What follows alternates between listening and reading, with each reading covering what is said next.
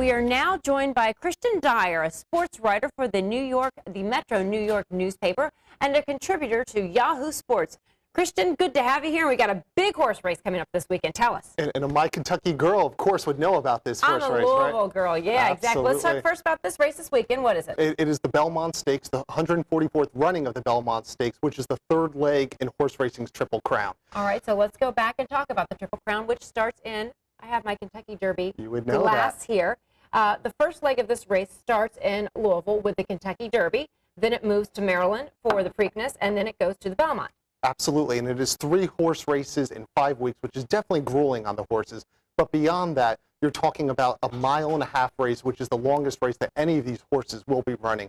So Belmont is known as the graveyard of horses, and obviously, you know, that's a metaphor. But we're talking about a race that can really push the horse to the limits. You'll see a lot of horses falter on that final turn. It's going to be a test like any other.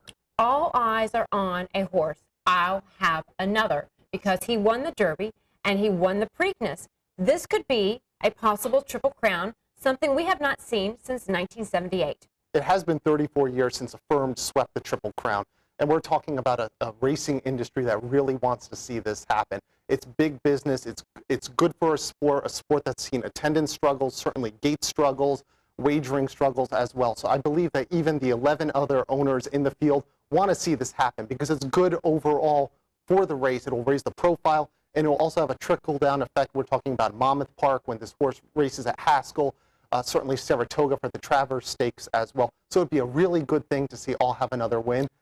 So there are only 12 horses in this race. It is a smaller field, and I think a lot of owners are conceding that I'll Have Another probably has the heads up. This is a horse that has won 4 straight races, including 2 in the Triple Crown. So it'll probably be I'll Have Another, and maybe 1 or 2 of the other favorites come the stretch.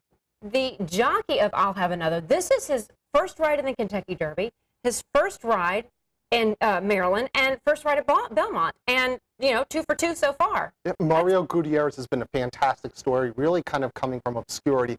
A well-respected jockey, but certainly a West Coast jockey, mainly in Santa Anita. So it's really good to see. Very humble, very driven. First thing he always thanks is his family back home whenever he wins a race. So a lot of people are rooting for Mario. Now, one of the horses who has been in the lead for the Kentucky Derby and also for the Preakness was Bodemeister, owned by Bob Baffert, Philadelphia. He has had a lot of horses in the Derby.